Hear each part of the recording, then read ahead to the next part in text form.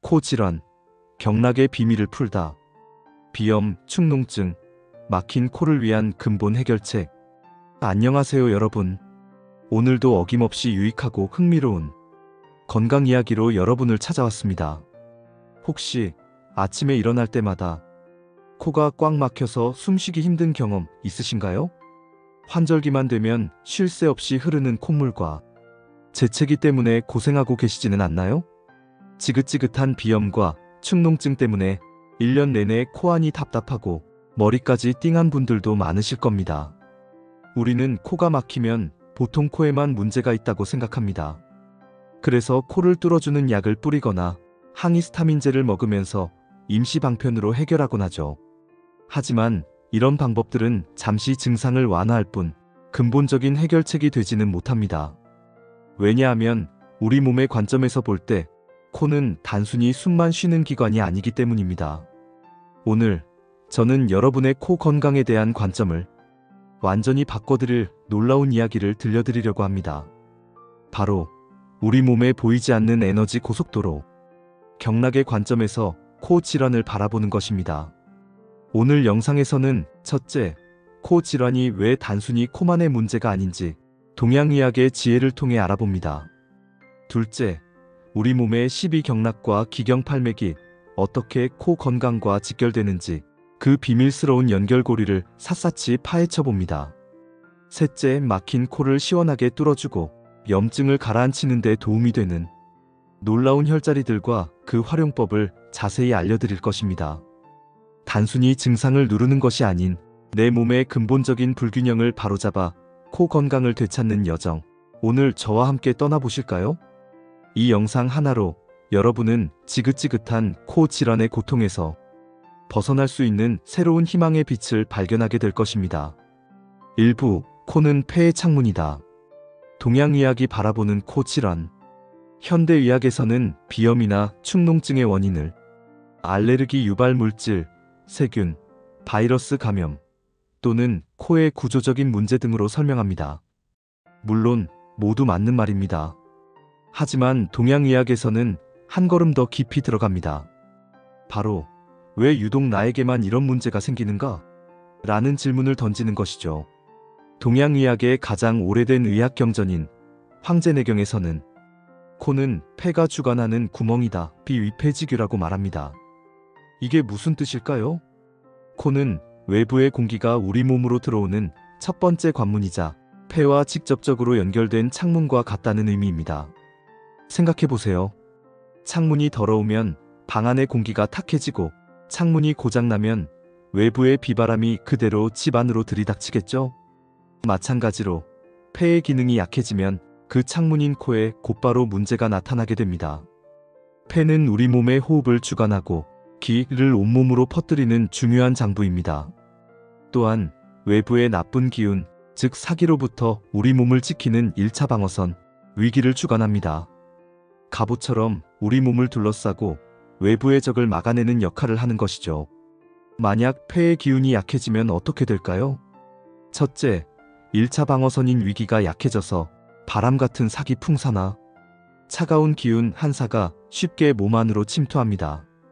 이 나쁜 기운들이 코와 목을 공격하면 우리는 재채기를 하고 맑은 콧물을 흘리게 됩니다.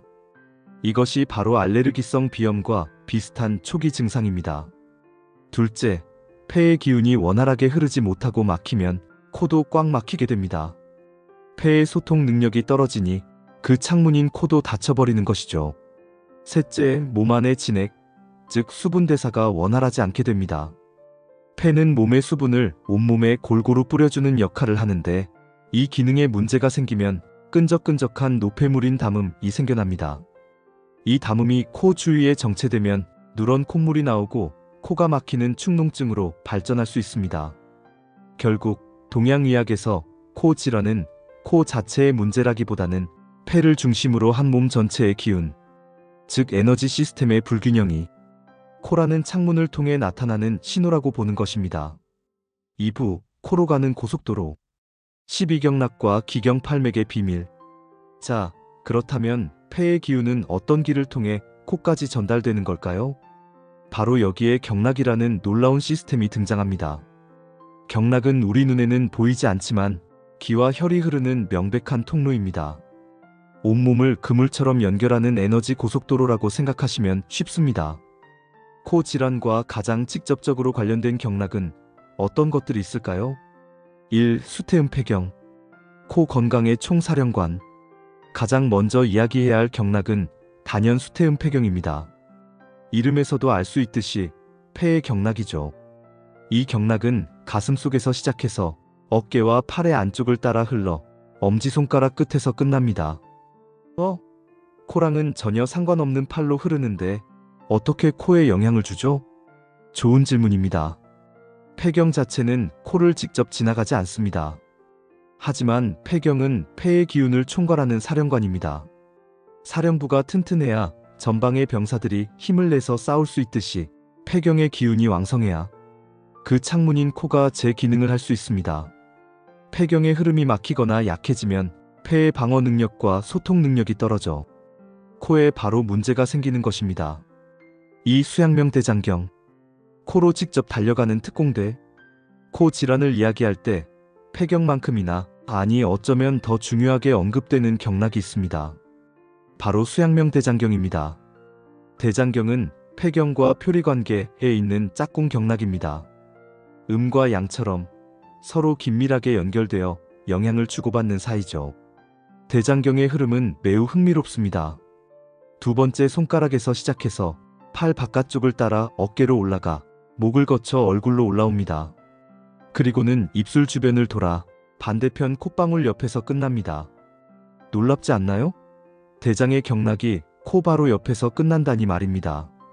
이 때문에 대장경에 문제가 생기면 그 열기나 탁한 기운이 경락을 타고 그대로 코로 올라와 염증을 일으키고 코를 막히게 할 수 있습니다.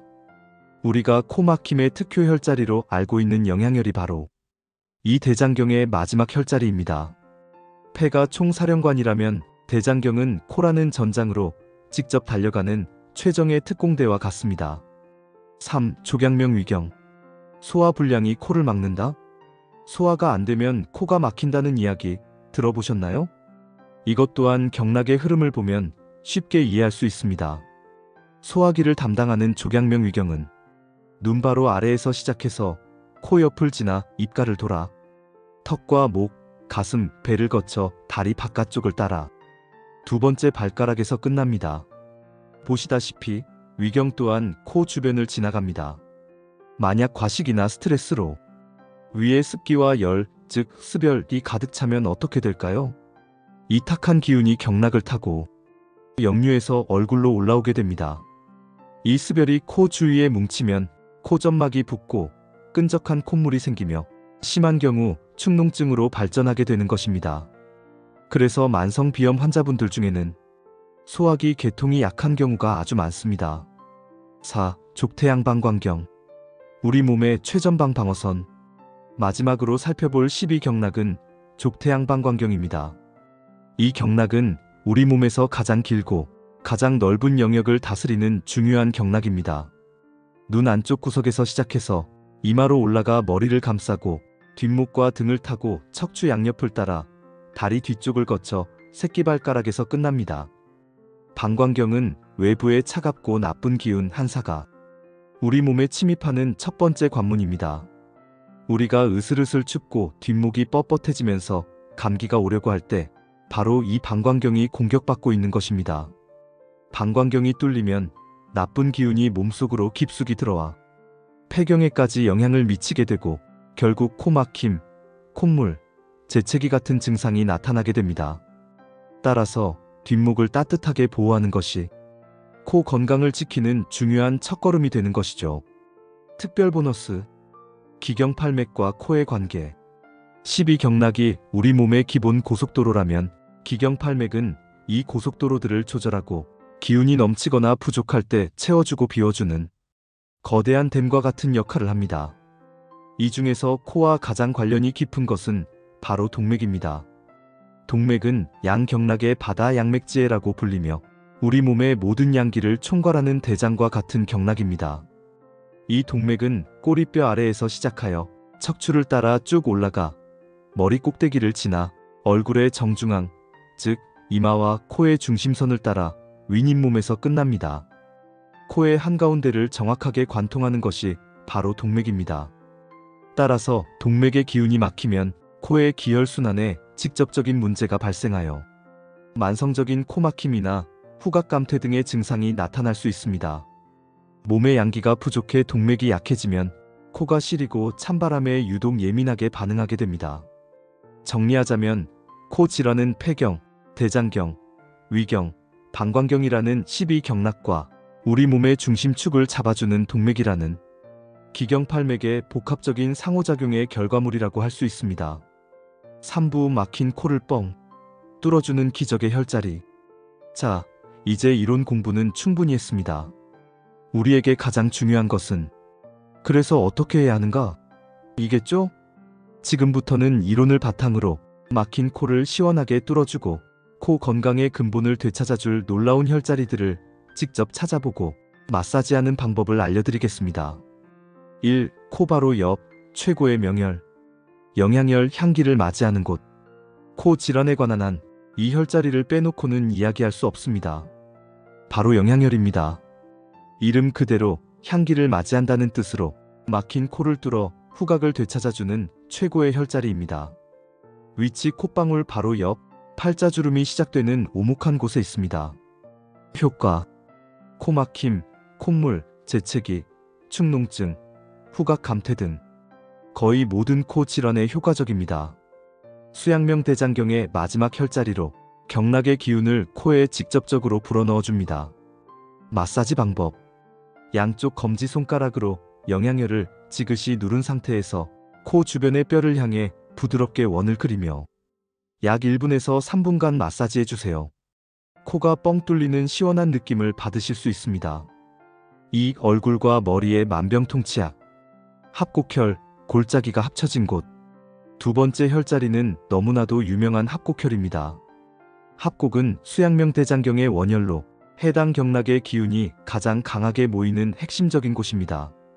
위치 엄지와 검지손가락 뼈가 만나는 지점의 오목한 곳, 검지손가락 쪽에 가깝게 위치합니다. 효과 사총혈 중 하나로 얼굴과 입 주변의 모든 문제에 사용됩니다. 기혈순환을 강력하게 촉진하고 염증과 통증을 가라앉히는 효과가 뛰어납니다. 비염의 염증을 완화하고 코막힘으로 인한 두통에도 아주 좋습니다. 마사지 방법. 반대편 엄지손가락으로 합곡혈을 강하게 누르면서 검지손가락 쪽 뼈를 향해 밀어 올리듯이 지압해주세요. 뻐근한 통증이 느껴질 정도로 눌러주는 것이 효과적입니다. 각 손마다 1분에서 3분간 반복합니다. 3. 머리와 코를 맑게 하는 스위치. 상성혈, 위쪽의 별. 세 번째는 기경팔맥 중 동맥에 위치한 상성혈입니다. 머리 위에서 코의 기운을 직접적으로 조절하는 중요한 스위치와 같습니다. 위치 얼굴의 정중앙선 위, 앞머리가 시작되는 지점에서 자신의 엄지손가락 한마디 정도 위로 올라간 지점에 있습니다. 살짝 오목하게 들어간 곳을 찾을 수 있습니다. 효과 동맥의 기운을 소통시켜 머리를 맑게 하고 코막힘을 해소하는 데 탁월한 효과가 있습니다. 특히 코피가 자주 나는 경우에도 도움이 됩니다. 마사지 방법. 중지 손가락을 이용해 상성혈을 지그시 누르면서 부드럽게 원을 그리며 마사지합니다. 약 1분에서 3분간 반복하면 머리 위쪽부터 코끝까지 시원해지는 느낌을 받을 수 있습니다. 4. 미간 사이, 마음과 코를 여는 창. 인당혈, 도장이 있는 집. 인당혈은 경락에 속하지는 않지만 그 효과가 뛰어나 널리 사용되는 경외기혈입니다. 위치, 양쪽 눈썹 사이의 정중앙에 위치합니다. 효과 동맥의 경로상에 위치하여 코를 시원하게 하고 머리를 맑게 합니다. 또한 심리적인 안정을 주는 효과가 뛰어나 스트레스로 인해 비염이 심해지는 분들에게 특히 좋습니다. 마사지 방법. 검지나 중지로 부드럽게 원을 그리며 마사지하거나 가볍게 톡톡 두드려주는 것도 좋습니다. 5. 몸에 열을 끄는 소방수. 곡지혈, 구분연못. 마지막으로 몸의 전반적인 염증 반응을 조절하는 데 큰 도움이 되는 곡지혈입니다. 수양명 대장경의 합혈로 경락의 기운이 강물처럼 모여드는 곳입니다. 위치, 팔을 구부렸을 때 팔꿈치 바깥쪽 주름이 끝나는 지점에 오목한 곳입니다. 효과, 몸에 불필요한 열을 꺼주는 강력한 효과가 있습니다. 알레르기 반응으로 인한 가려움증, 콧물, 재채기, 코의 염증성 질환에 널리 사용됩니다. 마사지 방법, 반대편 엄지손가락으로 뻐근한 느낌이 들도록 강하게 누르면서 마사지해줍니다. 각 팔마다 1분에서 3분간 반복합니다. 4부, 코 건강을 위한 생활 속 지혜. 혈자리 마사지와 함께 생활 습관을 교정한다면 코 건강을 회복하는 속도를 몇 배는 더 높일 수 있습니다. 첫째, 찬 기운을 멀리하세요. 특히 찬 음료, 아이스크림, 차가운 성질의 음식은 폐와 소화기의 기운을 약하게 만들어 코 질환을 악화시키는 주범입니다. 따뜻한 물을 자주 마시고 생강차나 계피차처럼 몸을 따뜻하게 하는 차를 즐기는 것이 좋습니다. 둘째, 몸의 뒷문을 잘 지키세요. 우리 몸의 뒷목과 등은 방광경이 지나가는 길이자 찬 기운이 가장 쉽게 침투하는 곳입니다. 외출 시에는 스카프 등으로 목을 보호하고 잘 때는 등을 따뜻하게 덮고 자는 습관이 중요합니다. 셋째, 규칙적인 운동으로 폐기를 기르세요. 걷기나 가벼운 등산 같은 유산소 운동은 폐의 기운을 푹 돋아주고 전신의 기혈순환을 원활하게 만들어줍니다. 깊은 복식 호흡을 통해 폐에 신선한 공기를 가득 채워주는 것도 좋은 방법입니다. 이번 유튜브 동영상은 한의학 전문 용어가 많이 나와서 조금 어려우셨죠? 괜찮아요. 걱정하지 마세요. 이 동영상 설명란에 혈자리에 대한 재생 목록 링크를 걸어둘게요. 일상생활을 하면서 라디오 같이 자주 듣다 보면 자연스럽게 익숙해질 거예요. 40편 이상의 동영상이 자동으로 연속 재생되니까 편하게 반복해서 들으실 수 있어요. 마무리하며 오늘 우리는 지긋지긋한 코 질환을 우리 몸의 놀라운 에너지 시스템인 경락의 관점에서 새롭게 바라보는 시간을 가졌습니다. 코는 단순히 숨 쉬는 구멍이 아니라 폐의 건강 상태를 보여주는 창문이며 폐경, 대장경, 위경, 방광경, 그리고 동맥까지 수많은 경락들이 연결된 우리 몸이 중요한 교차로라는 사실을 알게 되었습니다. 이제부터는 코가 막힐 때 진통제나 항히스타민제에만 의존하기보다는 내 생활 습관과 식습관을 먼저 돌아보고 오늘 배운 경락과 혈자리 마사지를 통해 몸의 근본적인 균형을 되찾으려는 노력을 해보시는 것은 어떨까요? 오늘 내용은 여러분의 코 건강을 위한 참고 지식으로 슬기롭게 활용하시되 증상이 심하고 오래되었다면 반드시 전문가인 한의사 선생님들을 찾아 정확한 진단과 치료를 받으시길 바랍니다. 오늘 영상이 여러분의 백세 건강에 환한 등불이 되기를 진심으로 바랍니다. 내용이 유익하셨다면 구독과 좋아요, 그리고 소중한 분들께 이 영상을 공유해주세요. 저는 더욱 유익하고 재미있는 건강 정보로 다시 찾아뵙겠습니다. 감사합니다.